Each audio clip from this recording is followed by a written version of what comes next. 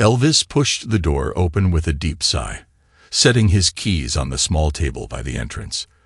The house was unusually quiet, a silence that felt unsettling. He paused, listening for the usual sounds of his kids playing or dishes clattering in the kitchen, but he heard nothing.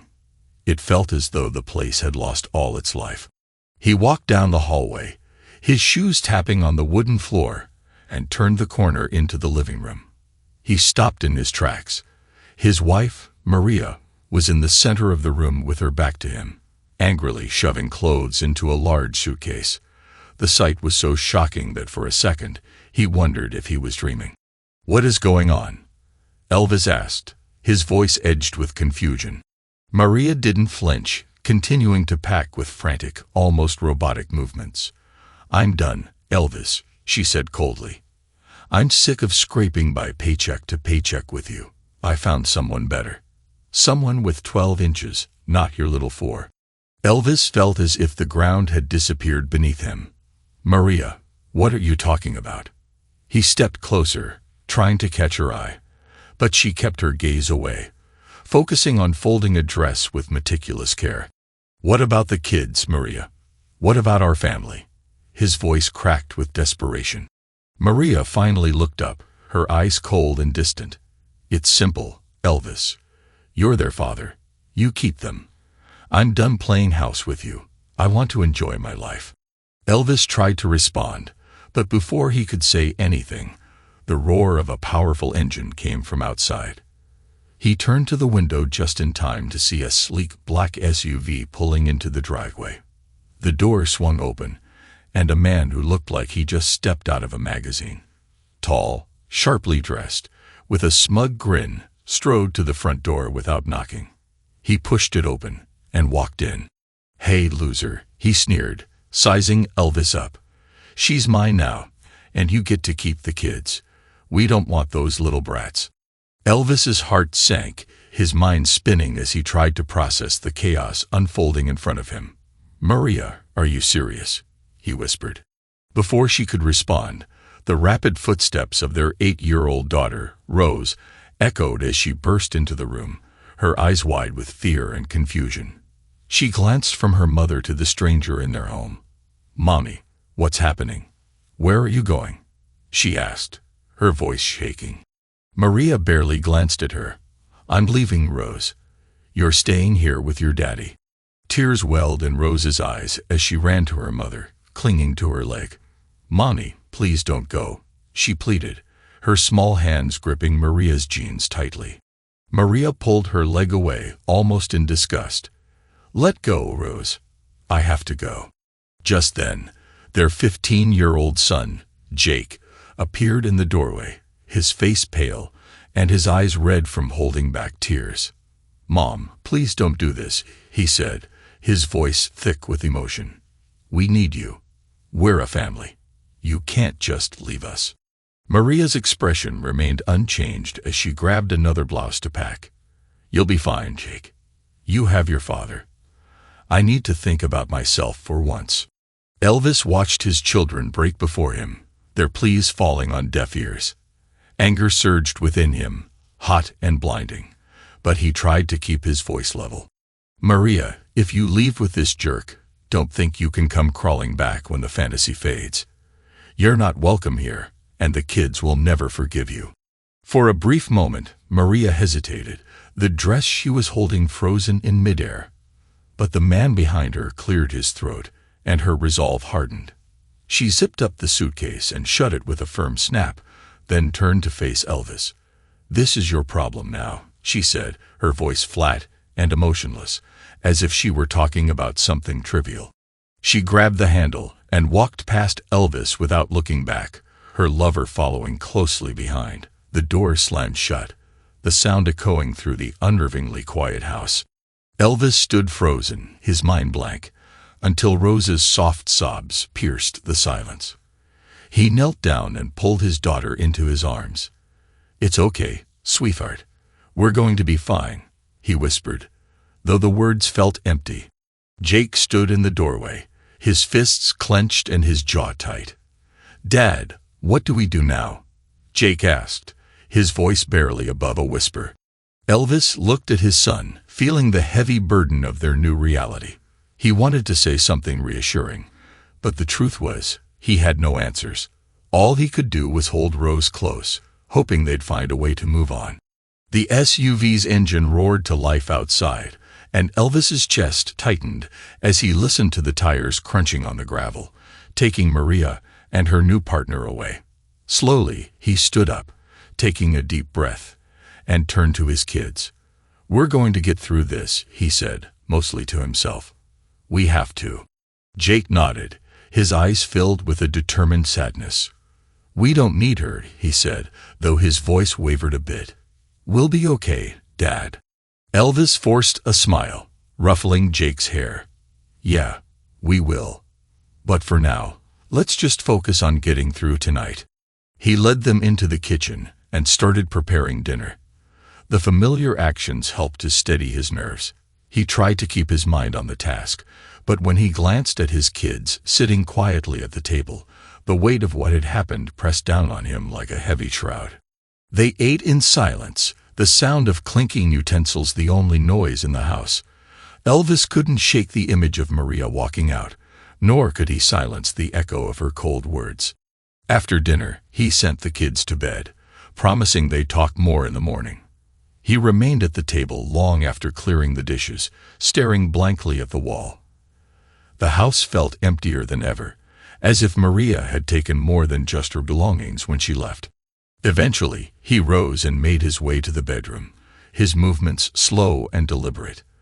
The bed felt too big, the quiet too overwhelming. He lay there, staring at the ceiling, unable to sleep as the events of the evening replayed in his mind. Maria's departure felt like an emotional battlefield, and Elvis found himself stumbling through a fog, barely able to grasp the harsh new reality for him and his children. Every part of the house was a painful reminder of their broken life. Rose's forgotten toys, Jake's abandoned soccer cleats, the half-empty closet. Each item weighed heavily on Elvis as he struggled to find a path forward. Morning after morning, he forced himself out of bed, driven by his responsibility to his children, who needed him more than ever. He couldn't afford to fall apart, but every day felt like a battle against a relentless wave of despair. Rose was the first to show how deeply Maria's departure had affected her. Always a sensitive child, her sadness now ran deep, and every night, Elvis would hear her muffled cries through the thin walls of their home. "Daddy, where's Mommy? Why doesn't she want to be here with us?" she would ask, her voice frail, as he tucked her into bed. Each time, Elvis's heart broke a little more. "Mommy's gone for now, sweetie, but I'm here, and I always will be. We'll be okay, I promise." He would stroke her hair, trying to comfort her, but he could see the uncertainty in her eyes.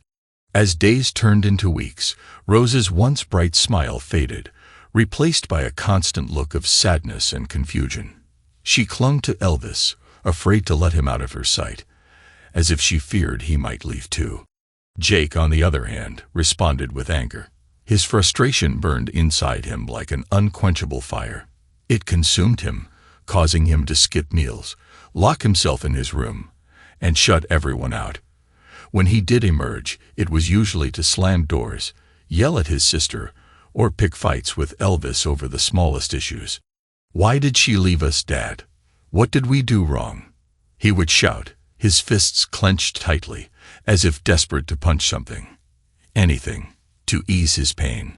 Elvis saw the hurt behind Jake's anger, the pain his son was desperately trying to mask. He tried talking to Jake, but every attempt ended in shouting. "It's not your fault, Jake," Elvis would say, trying to reach out, but Jake wasn't ready to listen. "She doesn't care about us, Dad. She left because she didn't give a damn about our family," Jake yelled one evening, his voice hoarse from emotion, before storming out of the room, leaving Elvis standing there, feeling powerless and heartbroken for his son. Elvis realized he couldn't just wait for time to mend their wounds. He needed to actively show Jake and Rose that they could still be a family, even if it was different. He threw himself into his dual role as both mother and father with renewed determination. He started waking up earlier, making breakfast before school, and making sure he was there when they came home. He attended every parent-teacher conference and school event, even the ones Maria used to handle. He made it a point to be present at every soccer game, school play, and any moment that mattered to his children. At the same time, a simmering anger lingered in the back of Elvis's mind. He couldn't forget the image of Maria walking out, her lover grinning smugly as he took everything from him. The rage was always there, bubbling just beneath the surface, waiting to erupt. But Elvis kept it in check, focusing on his kids instead. One day they'll realize what they've done, he would think, gripping the steering wheel tightly as he drove to work. They can't just leave and think there won't be any consequences. One evening, after another tense meal where Jake barely spoke, Elvis decided it was time to address the elephant in the room. As they finished eating, Elvis looked across the table at Jake, who was listlessly pushing around what was left of his food. "Jake, we need to talk," Elvis said, his tone calm but firm. Jake glanced up, his eyes wary. "About what?" "About what's been going on. I know it's been hard since your mom left, and I know you're angry," Elvis began, carefully choosing his words. "But we're still a family, Jake. We have to stick together." Jake dropped his fork onto his plate with a loud clatter. "How, Dad? How are we supposed to be a family when she just walked out on us like we meant nothing to her?" Elvis leaned in, meeting Jake's eyes directly. "I don't have all the answers, Jake. I wish I did. But I know this. We are not nothing. We have each other, and that's something. It's everything." Jake looked away, his jaw clenched tightly. "It's not the same, Dad. It never will be." Elvis nodded, his voice heavy with honesty. "No, it won't be the same. But that doesn't mean we give up. We can't change what she did, but we can decide how we move forward. We'll get through this, Jake, together." For the first time in weeks, Jake's tough facade cracked, just slightly. He didn't say anything, but the tension in his shoulders eased a little, and Elvis took that as a small victory. After dinner, Jake retreated to his room, and Rose curled up on the couch with her favorite stuffed animal. Elvis sat in the living room, staring out the window into the darkening night. The pain was still there, raw and relentless, but so was his resolve to stay strong for his children. No matter what, thoughts of revenge continued to smolder, growing stronger with each passing day. Elvis knew he had to be careful, to think things through. The last thing he wanted was to act recklessly and cause his kids more pain. But he couldn't just let Maria and her lover walk away without consequences. "They'll pay for this," he thought to himself, his jaw tightening. "I'll make sure of it." In the days that followed, Elvis's determination only grew. He began to carefully set the stage for what he knew would be a long and deliberate process. He couldn't rush. He had to be patient and wait for the perfect opportunity. In the meantime, he focused on his children, rebuilding their lives and ensuring they felt loved and supported. But deep down, Elvis understood that this was just the start. The real battle was still ahead, and when it came, he would be prepared. He would prove to Maria and her lover that they had made the worst decision of their lives. Months passed, and while the sharp pain of betrayal dulled into a constant ache, it never completely faded. Elvis's once broken life was slowly coming back together. His children were adjusting to their new circumstances, but the wounds from their mother's departure were still fresh. Rose no longer asked about her mother as frequently, though the sadness in her eyes never fully went away. Jake, although no longer as furious, had grown more guarded and skeptical. Elvis noticed it all, and felt a deep sense of injustice. He knew he couldn't just let Maria and Greg walk away from the damage they had caused. They needed to face the consequences. Elvis had always been a methodical person. He handled his job, his duties, and now his revenge, with the same careful attention to detail.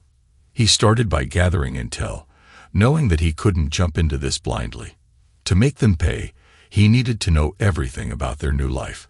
So, he hired a private investigator, a discreet and thorough professional. The investigator was Moray, a retired cop with a talent for digging up secrets. "Elvis, you're going to want to sit down for this," Moray said, handing Elvis a thick envelope packed with reports and photos. They were seated in a dimly lit bar corner, away from watchful eyes. Elvis opened the envelope, flipping through the pages, and the more he read, the tighter his grip on the papers became. Greg wasn't the successful businessman he pretended to be. His wealth was a fragile facade built on shady deals, fraudulent activities, and ties to unsavory individuals. The photos showed Greg in meetings with men who looked more like thugs than executives, and captured him going in and out of buildings linked to criminal probes Elvis had seen in the news. "His whole empire is a sham," Moray explained. "He's been skimming from his own businesses, laundering it through shell companies, and it's only a matter of time before it all collapses. But there's more. Your wife is caught up in it too. She's been spending like crazy, but it's all tainted money.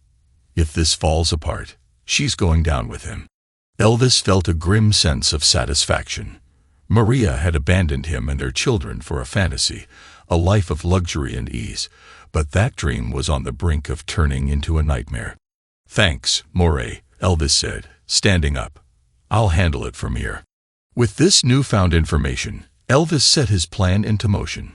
He knew he couldn't attack Greg directly. He had to be clever and subtle. The first move was to sow seeds of doubt within Greg's business network. Elvis began anonymously sending tips to Greg's clients and investors, highlighting suspicious practices in his business.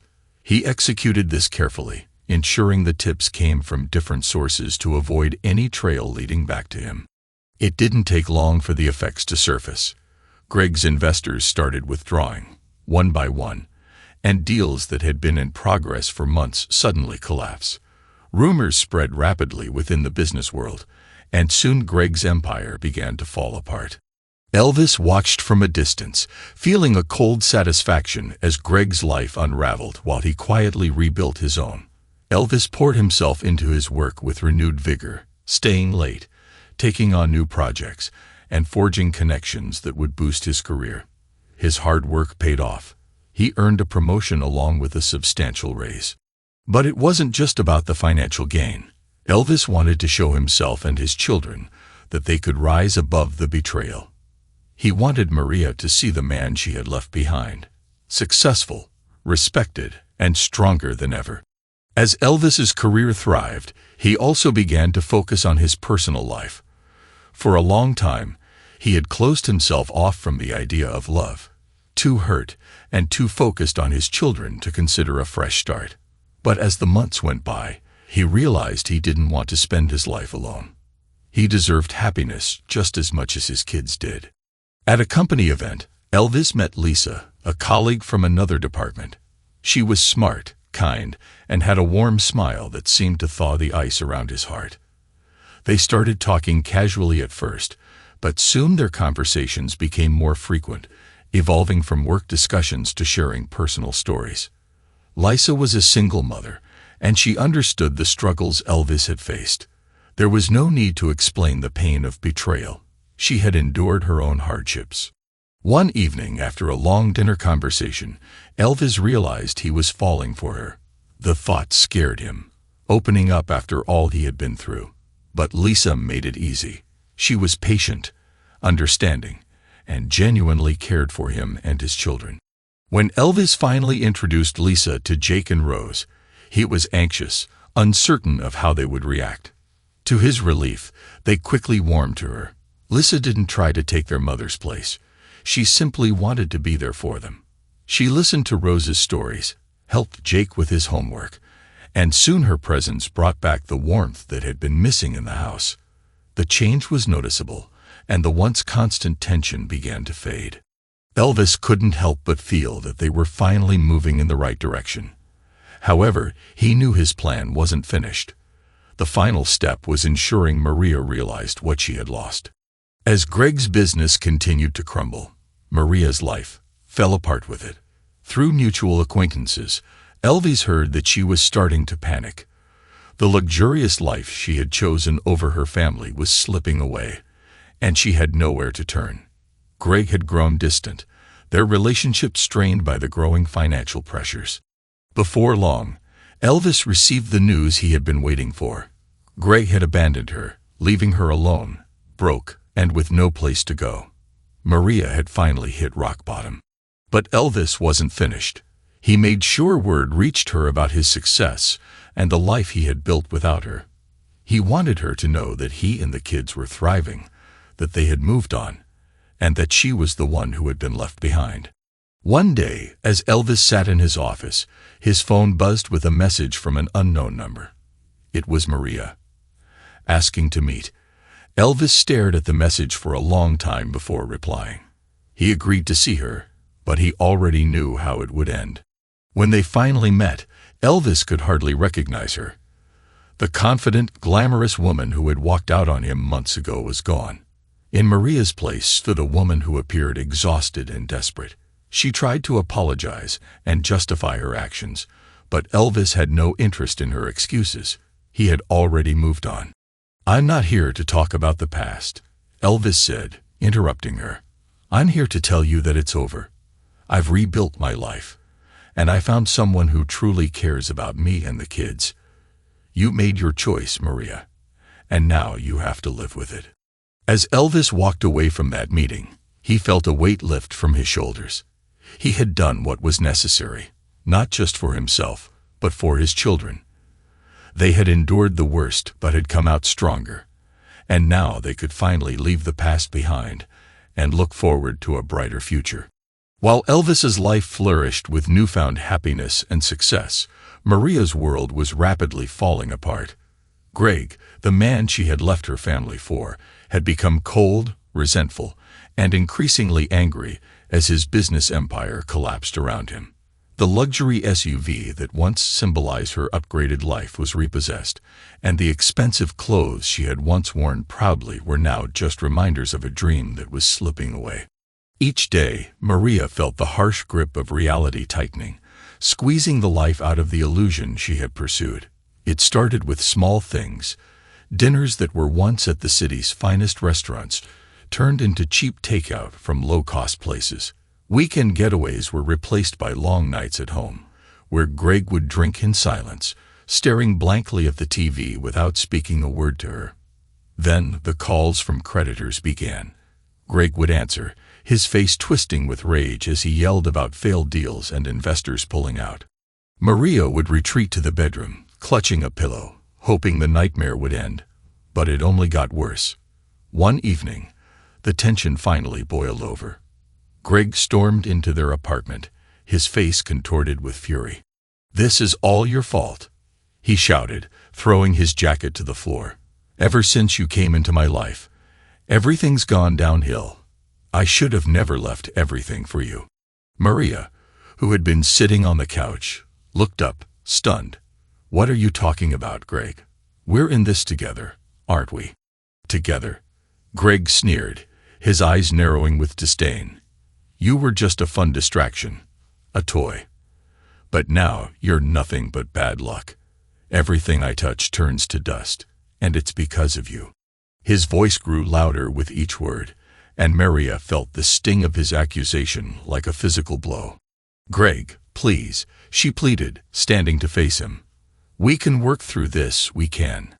"No, just shut up," he snapped, shaking his head. "I'm done. I'm done with you and this mess. I found someone else. Someone younger. Someone who doesn't bring disaster wherever she goes. I'm leaving, Maria. You're on your own." With that, Greg turned away and began packing his things. Maria stood frozen, her mind reeling, struggling to comprehend what was happening.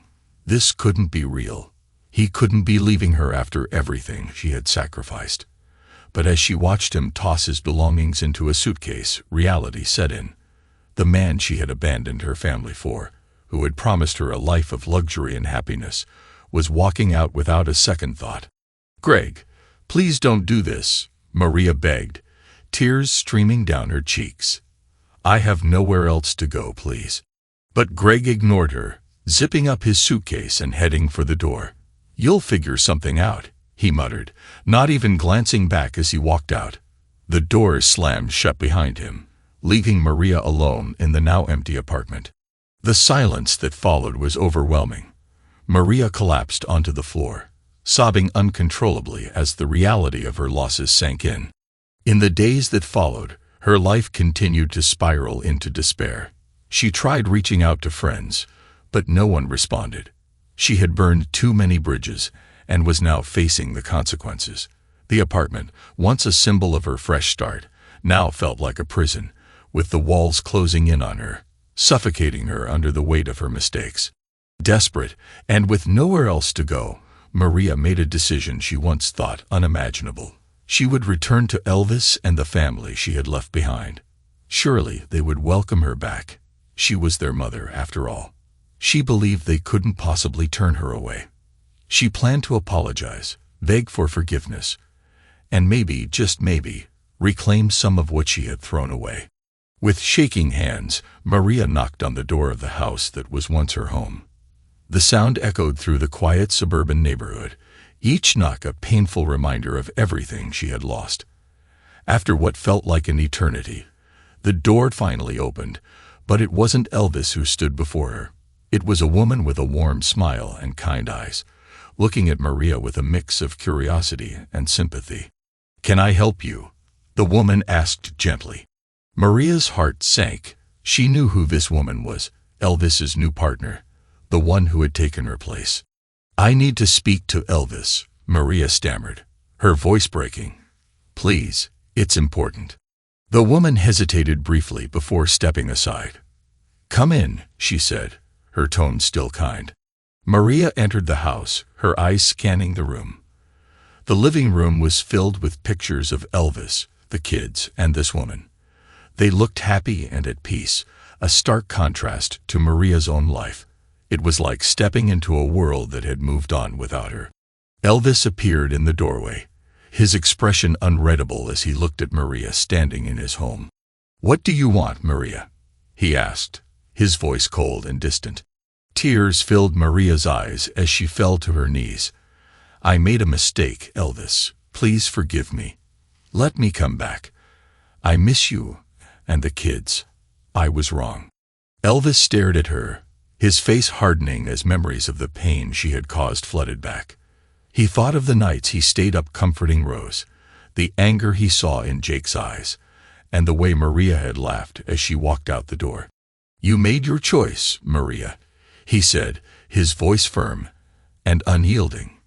"You wanted a life without us, and now you have it. You're not welcome here anymore." Maria's sobs echoed through the room, but Elvis's heart had hardened. He had moved on, rebuilt his life, and wasn't about to let her back in. Lisa stepped forward, resting a gentle hand on Maria's shoulder. "It's time to go," she said softly. Maria looked up, her vision blurred with tears, seeing the life she had once taken for granted, the warmth, love, and stability. And she knew it was gone forever. As she was gently guided out of the house, the door closed behind her with a finality that resonated deeply in her soul. Standing on the porch, Maria realized she had lost everything: her family, her home, and the man who had once loved her. The life she had destroyed for a fleeting fantasy was now just a distant memory, leaving her with nothing but regret. 12 years passed, and the life Elvis once knew had completely changed. The house that once echoed with the pain of betrayal now buzzed with laughter, love, and the joy of a family that had risen from the ashes. Elvis had become a respected and successful figure in his industry, a man who had rebuilt his life piece by piece. His children, Jake and Rose, had grown into remarkable young adults. Jake, once a teenager overwhelmed by anger and confusion, had transformed that energy into building his own business empire. At 27, he was already a thriving entrepreneur, celebrated for his creative ideas and relentless ambition. His recent wedding had been a joyous celebration of love, resilience, and fresh beginnings, attended by friends and family who had watched his remarkable journey unfold. Rose, who had been just a young girl when her mother left, had grown into a self-assured and determined young woman. She was excelling in college, on track to fulfill her long-held dream of becoming a doctor. Her compassion and drive were evident in everything she did, qualities she had inherited from her father, who had been her pillar of strength during the darkest moments. The scars left by Maria's betrayal, though still present, had healed long ago, serving as reminders of the strength they found in one another and the life they built together. The toxic shadow of the past had no place in the home they had created, a home filled with warmth, support, and unconditional love. One evening, Elvis and Lisa, along with Jake, Rose, and their closest friends, attended a charity gala in the city. The ballroom was elegantly decorated, hosting an event that celebrated community leaders and philanthropists, with Elvis now a respected figure in his community among the honorees. As they mingled, exchanging greetings and catching up with familiar faces, Elvis felt a deep pride, not just in his career achievements, but in the family he had nurtured and the life they had all worked tirelessly to build. Lisa, who had brought so much stability and love into their lives, held his hand, their fingers intertwined, a quiet testament to their unbreakable bond. But then, across the room, Elvis's gaze landed on a figure he hadn't expected to see. It was Maria, standing alone, looking frail and weary. Her once radiant beauty had faded, worn down by years of hardship and regret. Her clothes were worn, her hair had lost its shine, and the confidence she once exuded was nowhere to be seen. She appeared as a mere shadow of the woman she had once been, clearly bearing the marks of a life that had not been kind. Maria's eyes met Elvis's, and for a brief moment, everything seemed to stand still. She took a hesitant step forward, her eyes pleading, as if searching for a trace of the life she had lost. But Elvis's expression remained calm and detached, showing no anger or sadness, only indifference. As Maria slowly made her way closer, Elvis turned his attention back to his family, gently guiding Lisa and the children toward a group of friends, deliberately steering them away from Maria's path. His actions were subtle, almost unnoticed by anyone but Maria, who stood still, watching as the people she once called her family moved farther away from her. The group settled at a table with old friends, and soon the air was filled with laughter and the warmth of shared memories. Elvis and Lisa were engrossed in a conversation about their upcoming vacation plans, while Jake and Rose eagerly discussed their latest achievements with the group, their faces glowing with pride and excitement. It was a moment of complete contentment, one that Maria, standing on the sidelines, could only watch from afar. Maria's eyes welled with tears as she observed them, the joy on their faces, the love they shared. It was achingly familiar yet completely unreachable. She had made her choice years ago, and now the consequences of that choice were painfully clear. The family she had once taken for granted had moved on, grown stronger, and found happiness without her, while she, in her desperate search for a better life, had ended up with nothing. Tears streamed down Maria's face, and she quickly turned away, not wanting anyone to see her in such a vulnerable state. She moved to the edge of the room, away from the laughter and brightness, finding a quiet spot where she could be alone with her regrets. She stood by a large window, gazing out into the night, her faint reflection merging with the city lights that twinkled in the distance, a stark contrast to the darkness that had overtaken her life. Meanwhile, Elvis's night continued without pause. He was fully immersed in the moment, surrounded by his family and friends. The memories of the past were pushed far to the back of his mind. He no longer felt compelled to dwell on what had been. His life had become a testament to strength and perseverance, a life rebuilt on love, surrounded by those who truly mattered. As the evening came to an end, the group decided to leave the event together, stepping out into the crisp night air. They walked toward their cars, still talking and laughing, the night marking the success in more ways than one. Holding Lisa's hand, Elvis felt a profound sense of peace. The pain of his past was finally behind him, and the future was full of promise. Maria watched from afar, standing in the shadows as they departed. She was alone, forgotten by the very people she had once turned her back on, left to confront the harsh truth of the choices she had made. The life she had ruined for a momentary fantasy was now just a distant memory, a painful reminder of what might have been. As Elvis and his family drove away, the world moved on without Maria, leaving her behind in the quiet solitude of her regrets. She had lost everything: her family, her home, and the man who had once loved her deeply. Now, all she had left was the cold comfort of loneliness as her only companion. Thanks to everyone who took the time to listen to today's stories. If you enjoyed it, please consider liking and subscribing if you haven't already. Feel free to share your thoughts on the events in the comments below. Take care.